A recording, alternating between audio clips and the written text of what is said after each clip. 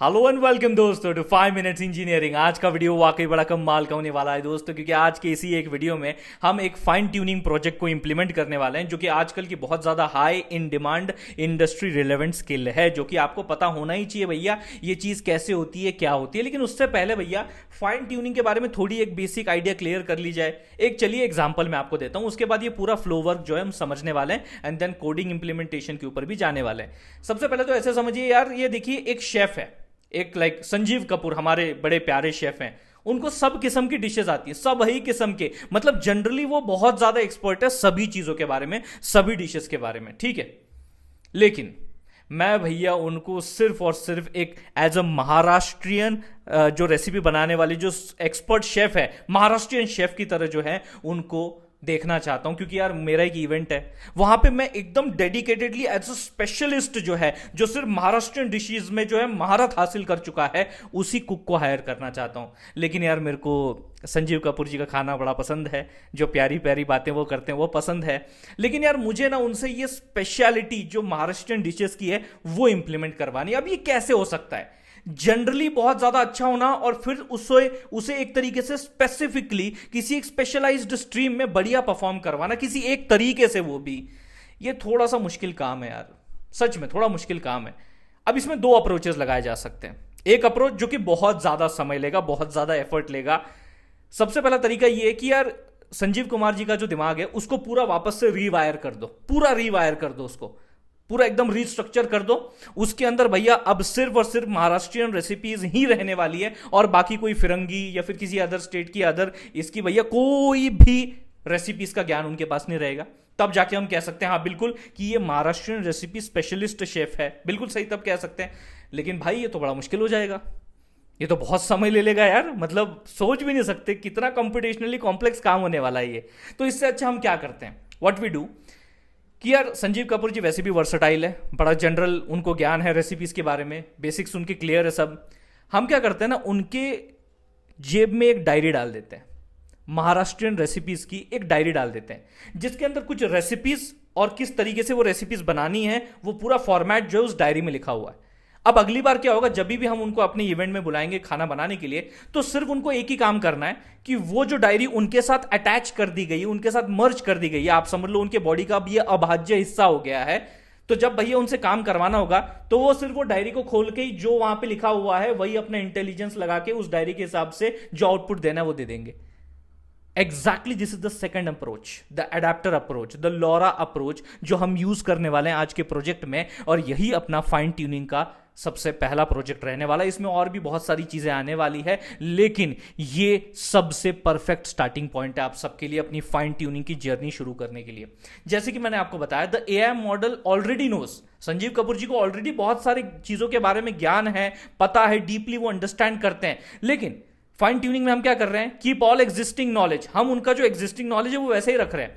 The model, हम लोग model को एक नए एग्जाम्पल दिखाते हैं, जिससे कि वो थोड़े थोड़े अपने वेट्स जो है, नॉट सारे सारे, थोड़े थोड़े जो है उनको भैया जेंटली अपडेट करता है। Like a doctor who learns to speak a new language, medical skill stay intact, only communication shift. ये भी एक एग्जांपल आप कंसिडर कर सकते हो। एक डॉक्टर है भैया जो नई भाषा सीखने की कोशिश कर रहा है, बेसिक जो रिस्पेक्टिवली उसका इंस्टिंक्ट है, जो मेडिकल इंस्टिंक्ट है, जो उसका नॉलेज है वो वैसे ही रहेगा, स्किल वैसी ही रहेगी, सिर्फ भाषा बदल रही है। तो वो किस भाषा में स्पेशलाइज्ड रूप से आपको रिस्पॉन्स कर रहा है वो बदल रहा है। That's what the fine tuning is. Much cheaper, बहुत सस्ता है, बहुत ही फास्टर है, and same powerful base model के साथ आपको मिलता है। But full fine tuning still updates billions of parameter. जैसे कि मैंने बोला ना कि संजीव कपूर जी के पूरे दिमाग को रीवायर करके भैया सामने पेश कर देना, ये बहुत ज्यादा कॉस्टली है, ये बहुत ज्यादा स्लो है, ये बहुत ज्यादा समय लेने वाला है। सीपीयू पे तो सोचो भी मत भाई, सीपीयू पे तो तुम सोचो भी मत, तुम्हारे कितने दिन निकल जाएंगे तुमको भी नहीं पता चलेगा। जीपीयू पे भी चलो हम थोड़ा सोच सकते हैं, लेकिन उसमें भी बहुत ज्यादा हैवी अमाउंट ऑफ पावर चाहिए होता है, और साथ ही साथ मेमोरी की भी बहुत ज्यादा हैवी रिक्वायरमेंट होती है, कि जब हम ये कहे कि जितने भी बिलियंस ऑफ पैरामीटर्स हैं उन सब के साथ खेला करना है। समझ आया? हाँ, लेकिन उनमें से कुछ पोर्शन के ऊपर अगर खेला करना है जो कि एक्चुअल ब्रेन है आपके मॉडल का, then this is the perfect trick to play the fine tuning. जैसे कि हम करते हैं द ट्रिक लॉरा। लॉरा मतलब आपका भैया यहां पे हम बात कर रहे हैं लो रेट अडेप्टर। यानी कि टाइनी अडेप्टर्स रहते हैं भैया, वो क्या करते हैं, चिपक जाते हैं आपके मॉडल के साथ। और भैया जो सबसे इंपॉर्टेंट आपके लेयर हैं, जो अटेंशन लेयर्स हैं, उन्हीं के साथ भैया खेला करते हैं और बस वहीं पे अपने जो अपडेट्स होने हैं वो होते हैं और रिस्पेक्टिवली आपको वही सेम एफिशिएंट आउटपुट मिलता है कम से कम समय में, कम से कम खर्चे में। और आज तो भैया ये काम फ्री में होने वाला है। It don't touch the big model, नहीं जी, freeze all the original weight जैसे कि जैसे। Instead clip tiny trainable adapter layers along the side of attention mechanism, जो कि आपका कोर रहता है किसी भी मॉडल का। Train only those adapters, the models memory is safe, उसको भैया वो सेफ है, उसको टच नहीं करना है। 99% less parameters to train, yes जैसे मैंने कहा 100% ट्रेन नहीं करना है, कुछ ही पोर्शन में अपने को खिलवाड़ करना है, बट सेम क्वालिटी आउटपुट आपको देखने को मिलता है। जैसे कि अपने स्पेसिफिक प्रोजेक्ट के जो आंकड़े अगर अपन कहे तो हम लो रैंक की जो बात कर रहे थे, तो रैंक का आंकड़ा अपन ने 32 लिया हुआ है, 32 adapters in this project on QKVO, मतलब क्या, क्वेरी की वैल्यू आउटपुट प्रोजेक्शंस पे अपन खेलने वाले हैं। अगला है द रैपर पेफ्ट, बहुत इंपॉर्टेंट है। लॉरा एक तरीके से एक आइडिया है, लेकिन पेफ्ट जो है वो टूल बॉक्स है जो कि एक्चुअली उसे इंप्लीमेंट करता है। पेफ्ट मतलब क्या, पैरामीटर एफिशिएंट फाइन ट्यूनिंग। ये हगिंग फेस का लाइब्रेरी है जो कि हेल्प करता है एडाप्टर मैथ परफॉर्म करने के लिए। और साथ ही साथ you define the Laura config, upon Laura config कर लेते हैं कि क्या क्या भैया रिस्पेक्टिवली इसमें चीजें कैसी कैसी चाहिए। और फिर भैया ये पेफ्ट जो है उसे वायर करता है into the model for training purpose. यहां पे सिर्फ आपको वन कॉन्फिग ऑब्जेक्ट देना है, the rest will be performed automatically. ये बहुत इंपॉर्टेंट चीज है। और एक्चुअली जो ये सब ट्रेन करने वाला है आपके बेस मॉडल पे, जो ट्रेनर है बेसिकली, जो आपके लेयर्स ट्रेन करवाने वाला है, वो है SFT trainer, that is supervised fine tuning trainer. ये एक्चुअली पूरी स्टोरी जो अभी तक हमने देखी उसे वो एग्जीक्यूट करता है। उसे मॉडल देना पड़ता है, लोरा के कॉन्फिग देने पड़ते हैं, डेटा सेट देने पड़ते हैं और कुछ सेटिंग्स भी उसमें लगानी पड़ती है। ये सब मिलके भैया फिर आपका ट्रेनिंग जो है वो शुरू किया जाता है। और अब जो आंकड़े हैं, ये कुछ स्पेसिफिक आंकड़े जो कि हम अपने प्रोजेक्ट में इंप्लीमेंट कर रहे हैं, वो मैं आपको दिखाने वाला हूं। इट ट्रेन्स ऑटोमेटिकली, जैसे कि हमने 8 इपॉक ले लिए, कोसाइन शेड्यूलिंग कर लिया है, FP16 स्पीड ले लिया और बैच साइज 4 है। और यहां पे हम लोग 60 कोडिंग एरर QA पेयर के ऊपर अपने टाइनी लामा मॉडल को जो है सिखाने वाले हैं to explain the respectively bugs and what are the solutions for it in a very beginner friendly language. अब बेसिकली यहां पे हमारा प्रोजेक्ट ही वही है कि देखिए हमारा जो टाइनी लैमा मॉडल है वो इन जनरल 1.1 बिलियन पैरामीटर, यानी कि बहुत मतलब टाइनी है लेकिन फिर भी बिलियन में है भैया उसके पैरामीटर। तो फिर भी अगर इसको पूरा ट्रेन करने जाएंगे तो आपको बहुत ज्यादा समय लगेगा, बहुत पैसा लगेगा, फ्री में तो होगा नहीं। तो भैया इतना करने से अच्छा, अगर initially as a beginner level पे आपको फाइन ट्यूनिंग शुरू करनी है तो ये बेस्ट अप्रोच है कि आप जो है यहां पे लोरा पेफ्ट का इस्तेमाल करो, SFT ट्रेनर के थ्रू ट्रेन करो। ये सबसे बेस्ट अप्रोच है। और यहां हम क्या कर रहे हैं कि स्पेसिफिकली उसको 60 कुछ ऐसे इनपुट आउटपुट एग्जांपल्स दे रहे हैं, फॉर्मेटिंग उसको ऐसी बता रहे हैं कि भाई एरर्स, अलग अलग टाइप के वैरायटी ऑफ एरर्स हम देंगे, एरर्स के बारे में समझाएगा, जो एक फिक्स है वो अपने को बताएगा। ये एक फॉर्मेटिंग उसमें रहने वाली है। तो चलिए कोड के ऊपर चलते हैं और कोड के लिए हम आ गए हैं गूगल कोलैब के अंदर, क्योंकि देखिए अपने को क्या चाहिए, अपने को जी चाहिए है GPU। CPU से काम नहीं चलेगा। अगर आप ये चीज CPU पे परफॉर्म करने जाएंगे, it would take hell lot of a time. तो GPU पे ही कार्यक्रम अपने को करना है। तो उसके लिए हम क्या करेंगे, जैसे हम यहां पे आ गए तो सबसे पहले ये रन टाइम आप देख रहे हो, इसके ऊपर क्लिक कीजिए, चेंज रन टाइम टाइप। अभी फिलहाल तो CPU सिलेक्ट हुआ है, हमें T4 GPU पे जाना है। Okay, T4 GPU is more than enough to implement this particular project. हो जाएगा। आप नंबर ऑफ सैंपल्स अगर बढ़ाते हो तो भी ये काम कर लेगा, ऐसी कोई दिक्कत की बात नहीं है। तो ये GPU हम सिलेक्ट कर लेते हैं, सेव कर लेते हैं। ठीक है, ये हो गया। अब यहां पे देखिए T4 आपको देखने को मिल रहा है। अब बस इसके ऊपर कनेक्ट कर देना है। अभी कुछ समय लेगा कनेक्ट करने के लिए। डेफिनेटली जो भी अभी कोड रन होने वाला है वो भी अपने आप में कुछ समय लेगा, लेकिन सारी बातें अपन क्लियरली समझेंगे, डोंट वरी। टाइम लेने दो भैया उसको। देखिए कनेक्टिंग कर रहा है, समय लग रहा है। हो गया, कनेक्ट हो गया।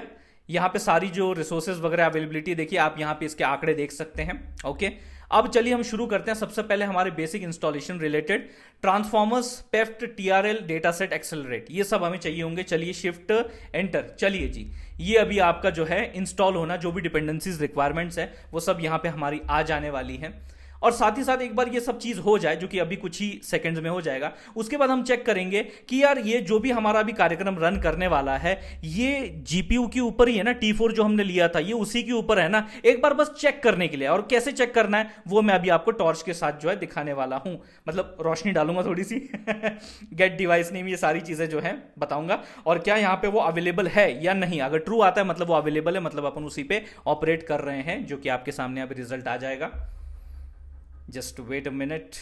Not even a minute, less than a minute it would be there. आपका पहला स्टेप एग्जीक्यूट हो चुका है, सेकंड भी हो चुका है, यस इट इज अवेलेबल, और टेस्ला T4 जो हमने जीपीयू अभी सिलेक्ट किया था वही अपना ऑपरेट कर रहा है। सो या इट इज परफेक्ट, हम जीपीयू के ऊपर ही ऑपरेट कर रहे हैं। उसके बाद भैया हम अपने डेटा के ऊपर नजर मारते हैं। बहुत सारे अलग अलग टाइप के एरर्स हैं। पाइथन एरर है, देखिए एरर के नाम यहाँ पे लिख दिए हैं, आपके सामने सारी डिटेल मेंशन की है। जावास्क्रिप्ट के एरर्स हैं, एसक्यूएल के एरर है, जावा के एरर है, रिएक्ट फ्रंट एंड के एरर्स है, गिट के एरर है, पाइथन लाइब्रेरीज से रिलेटेड जो आपके नंपाई पांडास के एरर है। ये बहुत सारे अलग अलग वैरायटी ऑफ एरर्स जो है और उनकी बातें जो हैं, एक्सप्लेनेशन जो है वो बेसिकली मैंने अपने डेटा के अंदर डाल दिया है। इसी के बेसिस पे जो है अपन ट्रेन करने वाले हैं। ऑब्वियसली बात है, अपने को डेटा तो देना पड़ेगा ना। तो चलिए इसे रन करते हैं। टोटल कितने पेयर यहां पे मैंने कंसिडर किए हुए हैं वो आपको पता चल जाएगा। टोटल 73, मतलब 60 प्लस है, तो टोटल काइंड ऑफ आप 73 जो है ट्रेनिंग पेयर अपन कंसिडर करने वाले हैं। अब हम लोग आते हैं सबसे कोर मुद्दे पे, that is loading our model. जो हमारा Llama, tiny Llama 1.1 billion instruction वाला जो मॉडल है उसे फाइनली लोड करना है। तो उसके लिए हम लोग चलिए यहां पे मदद लेने वाले हैं कई सारे अलग अलग रूपों में, जैसे कि auto model for casual LM, मतलब ये हमारा टेक्स्ट जनरेशन वाले मॉडल्स की बात हम करते हैं। ऑटो टोकनाइजर, ऑब्वियसली बात है, देखो शब्द जो भी वर्ड जितने भी आप दे दो अपने रिस्पेक्टिवली LLM को, वो नहीं समझ पाते, नहीं समझते, उनको आंकड़े चाहिए होते हैं। तो इन्हीं रिस्पेक्टिवली अपने वर्ड्स को आंकड़ों में बदलने के लिए ये टोकनाइजर की जरूरत पड़ने वाली है। सबसे पहले तो मैं मॉडल नेम यानी अपना पूरा एड्रेस, काइंड ऑफ एड्रेस नाम दोनों मिला के आप कह सकते हो, ये टाइनी लामा का पूरा फंडा एड्रेस मैंने यहाँ पे मेंशन कर दिया, मॉडल का नाम दे दिया है। अब यही हम लोग आगे यूज करने वाले हैं, जहां जहां मॉडल नेम हम लोग उच्चारण करेंगे। सबसे पहले तो भैया auto model for casual LM, यानी कि जो टेक्स्ट जनरेशन मॉडल्स हैं, जो प्री ट्रेन्ड आपके मॉडल्स हैं, उनको मंगवाने के लिए पहले मॉडल का नेम बताना पड़ेगा। फिर उसके बाद देखिए ये लाइन बहुत इंपॉर्टेंट है, फ्लोट 16। अब जनरली अगर आप देखोगे तो ये फ्लोट 32 पे ऑपरेट करता है, मतलब फुल साइज अगर देखोगे तो इसकी फ्लोट 32 बिट है, लेकिन अपन ने 16 मंगवाया। क्यों? क्योंकि यार देखो मेमोरी कम लगेगी तो एग्जीक्यूशन फटाफट होगा। तो इसको मैंने थोड़ा कंप्रेस कर दिया, इसकी साइज थोड़ी सी हाफ साइज कर दिया, कंप्रेस कर दिया, लेकिन इसका फाइनल अपने आउटपुट पे ज्यादा कोई फर्क पड़ने वाला है नहीं। ये ज्यादा एफिशिएंट हो जाएगा, ये कम से कम टाइम लेगा, कम से कम मेमोरी यूज करेगा। और डिवाइस मैपिंग ऑटो मैंने कर रखी है, मैंने खुद से कुछ नहीं बताया कि डिवाइस मैपिंग CPU होनी चाहिए या GPU होना चाहिए या मैनी GPUs होने चाहिए। ये जो भी भैया अभी फिलहाल अवेलेबल होगा उसी को कंसिडर करके अपना जो ट्रेनिंग है वो शुरू करेगा। यहाँ टोकनाइजर भी मैंने डिफाइन कर रखा है अपने मॉडल नेम के साथ साथ, है कि नहीं? जो प्री ट्रेन्ड अपना मॉडल है उसके ऊपर अपने को ये टोकनाइजर वाला फंडा लगेगा।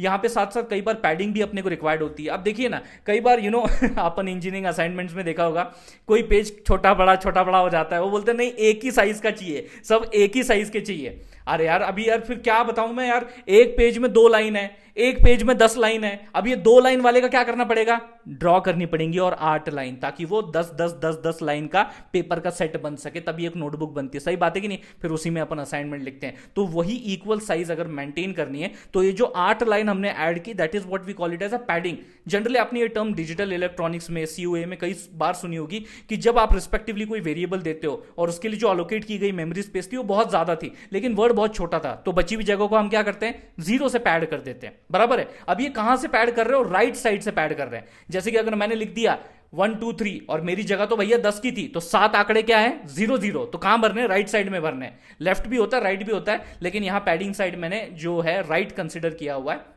एंड या I would be basically loading that respectively model here on the device. और उसके बाद आते हैं भैया, हम मॉडल तो आ गया, अब मॉडल के बाद आपको दिखाना है ना कि फाइन ट्यूनिंग से पहले ये जो मॉडल है ये कैसे परफॉर्म करता है, ये दिखाना है कि नहीं। अब उससे पहले चलिए इसे एग्जीक्यूट तो कर देते हैं, तब तक अगला एक्सप्लेन हो जाएगा। ये चलता रहेगा, ये कार्यक्रम चलता रहेगा, इसको समय लगेगा लोड करने के लिए। अगला जो फंडा है वो पाइपलाइन, जिसमें कि भैया अपन सिर्फ इनपुट देंगे और आउटपुट जो एक्सपेक्टेड होगा वो हमारे सामने आ जाएगा। यहां अपना जो ये बेस मॉडल है, देखिए प्रक्रिया शुरू हो गई है। जो अपना ये बेस मॉडल है ना, ये base model before fine tuning कैसा आउटपुट दे रहा है ये मैं आपको दिखाना चाहता हूं, और आफ्टर फाइन ट्यूनिंग ये कैसे आउटपुट देता है, ये प्रॉपर डिफरेंस आपको समझ में आ जाएगा कि इसमें सच में कुछ खिलवाड़ हुआ है भैया। ये ना, ये समझना, यही तो फाइन ट्यूनिंग है। तो यहां पे भैया देखिए टेक्स्ट जनरेशन पर्पस बता दिया, मॉडल का नाम जो ऊपर डिफाइन किया तो पूरा का पूरा कॉन्फ़िगरेशन यहां पे आ गया। टोकनाइजर डिफाइन किया है, फ्लोट 16 हाफ साइज, और डिवाइस मैप ऑटो, मतलब CPU GPU जो भी अवेलेबल होगा उसके ऊपर काम कर लेना।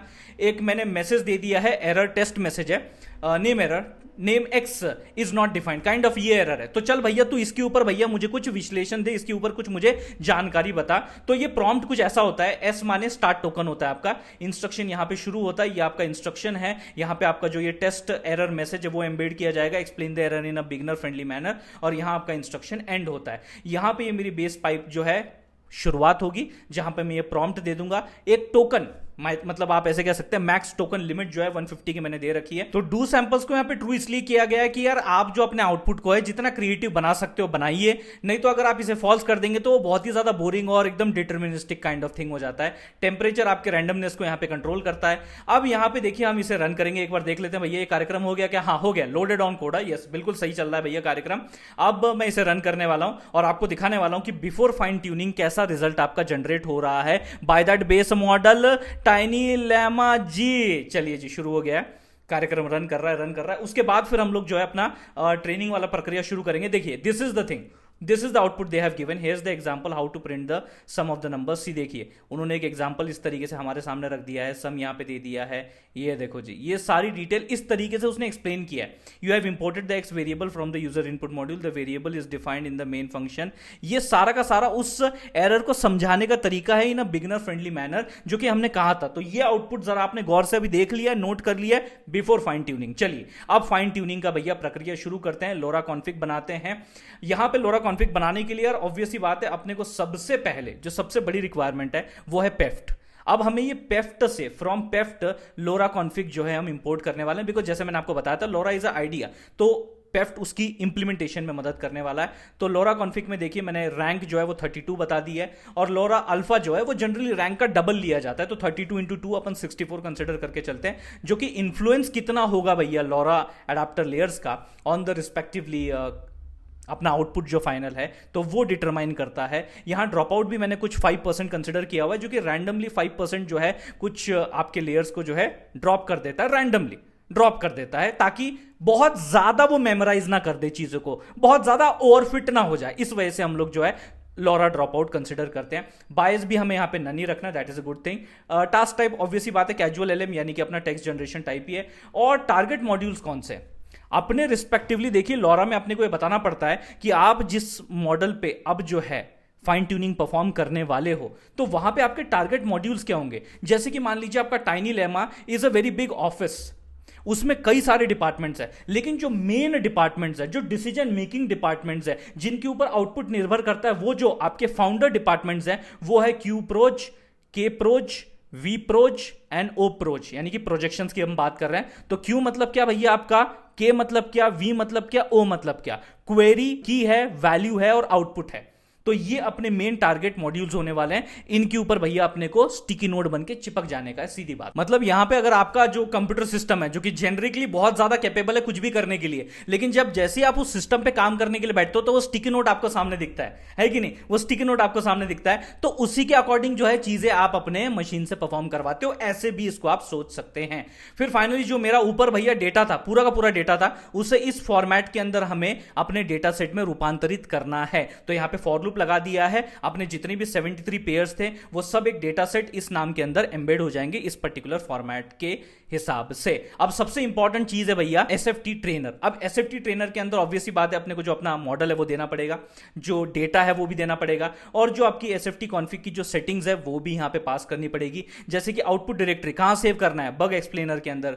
फिर उसके बाद आपके टोटल नंबर ऑफ इपॉक्स कितने हैं, मतलब पूरा जो ट्रेनिंग है वो 8 बार भैया डेटा जो है वो देखा जाएगा, टोटल 8 इपॉक रहने वाले हैं। आपकी जो ट्रेन बैच साइज है वो 4, यानी कि एट अ टाइम 4 एग्जांपल या 4 सैंपल के साथ डील किया जाएगा। Accumulation step equal to 2। What do you mean by accumulation step, मतलब हर एक इपॉक के बाद वेट आपके अपडेट नहीं होंगे, we will be accumulating it for the 2 steps, यानी कि रिस्पेक्टिवली अगर एक आपकी इपॉक में 4 सैंपल दिख रहे हैं, अगर अपन ऐसा बैच साइज पकड़ के चल रहे हैं, तो यहां पे अपने को 2 एक्यूमुलेट होने के स्टेप के बाद 8 रिस्पेक्टिवली सैंपल्स दिखेंगे, फिर जाके वेट जो है आपके अपडेट होंगे। इतनी सीधी सी बात आप यहां पे समझ लीजिए, यानी कि हम लोग एक्यूमुलेट होने दे रहे हैं रिजल्ट को, और फिर भैया वेट्स को अपडेट कर रहे हैं उस अकॉर्डिंग। लर्निंग रेट भी यहां पे मैंने ले लिया है, अगर छोटा लोगे वही बेटर रहता है। यहां पे अपना जो है कोसाइन शेड्यूलर भी है, कोसाइन टाइप शेड्यूलर क्यों लिया है, क्योंकि देखिए आपका लर्निंग रेट ना ग्रेजुअली डिक्रीज होना चाहिए, ड्रास्टिकली नहीं, और इसमें कोसाइन आपकी मदद करता है। वार्म अप स्टेप 10 ले लिए हैं, कि मतलब भैया आपके 10 स्टेप तक जो है आपको एकदम से अपना लर्निंग जो है हाइप अप नहीं करना है, ग्रेजुअली ग्रो करना है, वार्म अप करना है। वार्म अप कैसा रहता है वो करना है, एकदम एक्सरसाइज करना शुरू नहीं करना है। मैक्सिमम लेंथ ऑफ टोकन 512 मैंने यहां पे दे दिया है। यस FP16 ये फॉर्मेट ट्रू रखा है, क्योंकि यस ऑब्वियसली बात है हमने शुरुआत में फ्लोटिंग पॉइंट 16 जो हाफ कंप्रेस साइज है उसकी बात की थी। ये भी एक अल्टरनेटिव है, लेकिन उसकी इतनी कोई जरूरत नहीं, तो उसे फॉल्स रख दिया। लॉगिंग स्टेप यानी कि आपको प्रिंट होते हुए देखने को मिलेगा आपका जो लॉस है एवरी 10 स्टेप। ओके, उसके बाद यहां पे मेमोरी भी रिक्वायरमेंट इतनी है नहीं, तो इसको मैंने यहां पे जो पिन मेमोरी वो फॉल्स रखी हुई है। सबसे इंपॉर्टेंट स्टेटमेंट तो ये है पेफ्ट कॉन्फिग लोरा। अब पेफ्ट कॉन्फिग को जो ये लोरा मैंने यहां पे इनिशियली बनाया था ऑब्जेक्ट, ये मैंने उसे पास कर दिया है, और अब ये ट्रेनर अपना ट्रेन करना शुरू करता है, और ट्रेन होने के बाद उस मॉड्यूल को इस फोल्डर में सेव करके प्रिंट कर देता है। डन। तो चलिए मैं इसे कर देता हूं रन। अब ये समय लेगा भाई, अब ये समय लेगा। तब तक भैया, जब तक ये समय ले रहा है तब तक अगला फंडा हम लोग समझ लेते हैं कि अब चलिए ये मेरा अगर ट्रेन हो जाए, अब ये देखिए, ये देखिए, चलो मैं आपको रियल यहां पे दिखाई देता हूं कि जैसे जैसे आगे बढ़ रहा है, देखिए इसका जो रिस्पेक्टिवली लॉस है ये कितना कम हो रहा है। देखिए पहला जो स्टेप है उसमें देखिए 2.16 लॉस कम हुआ, अगले में 1.37, अब और कम होगा देखिए लॉस अगले वाले में। चलिए ये देखने में भी अपना और मजा है भैया। 1.04 देखिए, अगर एक के नीचे चला जाए ना लॉस तो ये सच में अच्छा माना जाता है। अगर ये 0.7 के नीचे चला जाए बहुत अच्छा माना जाता है। अगर ये 0.5 के नीचे चले जाए तो बेहतरीन माना जाता है, और अगर 0.3 के नीचे चला जाए तो भाई ये तो भाई सब चाहते हैं। अपना देखिए 0.6 के नीचे जा चुका है, नहीं 0.7 के नीचे आ चुका है, 0.66 है, बट होपफुली वो 0.5 के आसपास आ जाएगा। यस आ गया, आ गया, 0.5 के नीचे चले जाए बस, लॉस 0.5 के नीचे चले जाए 80 या done. It is 0.57 but it is good, या इट इज परफेक्टली 0.5 के आसपास जो है अपना आ गया, इट इज परफेक्ट। अब चलिए देखते हैं आउटपुट कैसा दिखता है फाइन ट्यूनिंग के बाद। After fine tuning I am giving the same example, pipeline के अंदर भैया टेक्स्ट जनरेशन टास्क दे दिया, और मॉडल कौन सा यूज करना है, अपना जो अभी सेव हुआ है वो यूज करना है। टोकनाइजर जो आपकी हाफ कंप्रेस साइज है 16 फ्लोट 16, और अपना डिवाइस मैप ऑटो ही यूज करना है। ये टेस्ट एरर है, ये अपनी ट्यून पाइपलाइन है जिसके अंदर मैक्सिमम टोकन, डू सैंपल यानी क्रिएटिविटी और टेम्परेचर वगैरह ये सब दे दिया है। रिपीटेशन के लिए पेनल्टी भी ऐड की गई है ताकि वो बार बार एक ही चीज जो है, एक ही रिजल्ट बार बार रिपीटेड वे में ना दे, तो ये भी ऐड किया गया है। अब हम लोग फाइनली इसे रन करने वाले हैं। Yes, now let's see what result we get after fine tuning. This is the deciding movement. चलिए जी आउटपुट कैसा दिखता है, हम लोग बिफोर फाइन ट्यूनिंग वाला देख चुके हैं, आउटपुट कैसा दिखता है देख चुके हैं। अब देखिए आफ्टर फाइन ट्यूनिंग, ये है सारा खेल जी। अब जो है दूध का दूध पानी का पानी होने वाला है जी। चलिए रन हो रहा है, रन हो रहा है। Okay perfect. देखिए फॉर्मेट में फर्क देखिए, रन हो चुका है। आफ्टर फाइन ट्यूनिंग एरर ये मैंने दिया था, व्हाट ब्रोक, ये क्लियरली बता रहा है what broke, you tried to use this variable, why it broke ऐसे हुआ, हाउ टू फिक्स ऐसे करना है। प्रॉपर 3 स्ट्रक्चर्ड वे में आपको आंसर कर रहा है, गलत क्या हुआ, क्यों गलत हुआ, कैसे फिक्स करना है। और पहला आउटपुट कैसा था जी, पहला आउटपुट कैसा था, ये देखो, before fine tuning the output was like this, and after fine tuning the output is like respectively this. जमीन आसमान का नहीं भैया, नर्क और स्वर्ग का फर्क दिखाई दे रहा है। क्लियरली समझ पा रहे हो, जो स्ट्रक्चर्डनेस है, जो स्पेसिफिकनेस है, जो स्पेशलाइज्डनेस है, वो आप अपने फाइन ट्यूनिंग के बाद ऑब्जर्व कर पा रहे हो या नहीं जी। अब इसके बाद मान लीजिए अपने फाइन ट्यूनिंग मॉडल को जो है आपको अगर सेव करना है, यानी कि हमारा जो ये अडाप्टर लेयर है और जो आपका बेस मॉडल है, इसको अगर दोनों को मैं कंबाइन कर दूं मतलब जैसे कि अभी हमारे संजीव कपूर जी साहब है, वो अपना एक कोट जो है वो अपने शरीर का भाग ही उसको समझते हैं, तो उस कोट के अंदर एक ऐसा जेब बना देता हूं, उसमें वो महाराष्ट्रियन रेसिपी की जो अपनी रेसिपी बुक है वो डायरेक्टली डाल देता हूं। मतलब अब वो जहां भी जाएंगे वो रेसिपी बुक उनके साथ ही रहेगी, यानी वो अटैच हो गया। अब वो अटैच हो चुका है, अब एक नया ही कुछ आपको मिल रहा है, एक नया ही कुछ मॉडल जो है फाइन ट्यून्ड आपको दिख रहा है। अगर ऐसा करना है जो कि थोड़ा हैवी साइज का होता है, 2 GB 3 GB के आसपास जो इसकी साइज बनती है, उसके लिए देखिए मैंने यहाँ पे पेफ्ट मॉडल और शटिल जो कि मैं आगे यूज करने वाला हूँ आर्काइव बनाने के लिए, यानी जिप फाइल बनाने के लिए। सबसे पहले तो यहाँ पे जो अपना टेक्स्ट जनरेटर, इसके लिए मैंने auto model for casual LM ये ले लिया है प्री ट्रेंड। तो ये अपना पहले जो ओरिजिनल अपना टाइनी लामा 1.1 बिलियन जो इंस्ट्रक्शन वाला मॉडल है वो ले लिया, और बाकी सारे स्पेसिफिकेशन तो आप जानते हैं रिपीट हो चुके हैं।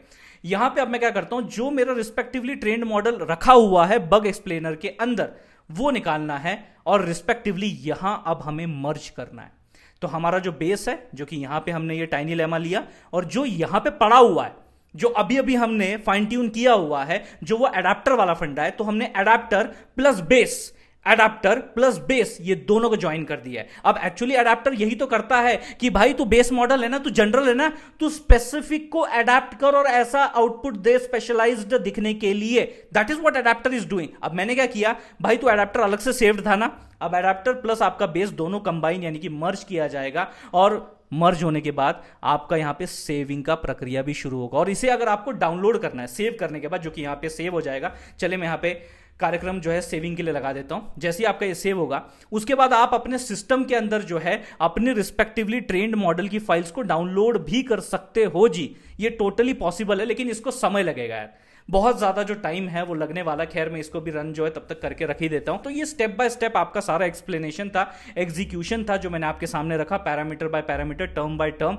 लाइन बाय लाइन सारी एक्सप्लेनेशन आपके सामने रख दी। होपफुली ये सारा मामला आपको समझ में आ गया होगा। अभी जो ये प्रक्रिया चल रही है, सेविंग की प्रक्रिया चल रही है, तो इट विल टेक टाइम, समय लगता है। याद रखिए इसको जीपीयू पे ही इंप्लीमेंट करिएगा, सीपीयू पे भाई तुम परेशान हो जाओगे यार, तुम परेशान हो जाओगे। 1 घंटा हो गया, 2 घंटा हो गया, 3 घंटा हो गया, कुछ घंटा हो नहीं रहा भैया, यहाँ पे कुछ समझ नहीं आ रहा। तो इसलिए याद रखिए जो पहला स्टेप मैंने आपको बताया था जीपीयू का, वो दिमाग में रखिएगा, उसी हिसाब से ऑपरेट करिएगा। और यहाँ डायरेक्टली आपकी जो एक जिप फाइल है वो डाउनलोड हो जाएगी। It will take some around आप पकड़ के चलिए फिर भी 15 से 20 मिनट, अगर आपका कनेक्शन भी अगर बढ़िया है, सब कुछ सही है, सब कुछ अगर आइडियली परफेक्ट है, तो 15 से 20 मिनट या एटमैक्स 25 मिनट, उससे ऊपर तो नहीं लगने चाहिए। ठीक है, तो ये मैंने आपको टाइमलाइन भी बता दी, बाकी सारी चीजें एक्सप्लेन कर दी है। होपफुली आपको भैया ये फाइन ट्यूनिंग का जो प्रोजेक्ट है, बिफोर आफ्टर सब कुछ समझ में आ गया होगा। तो इस वीडियो को लाइक कर दीजिए, उससे भी ज़्यादा जरूरी इस वीडियो को शेयर कीजिए अपने सारे के सारे दोस्तों के साथ इस वीडियो को, और अपने प्यारे चैनल 5 मिनट्स इंजीनियरिंग को सब्सक्राइब कर जरूर दीजिएगा। मिलते हैं जी अगले वीडियो में, अगले प्रोजेक्ट में।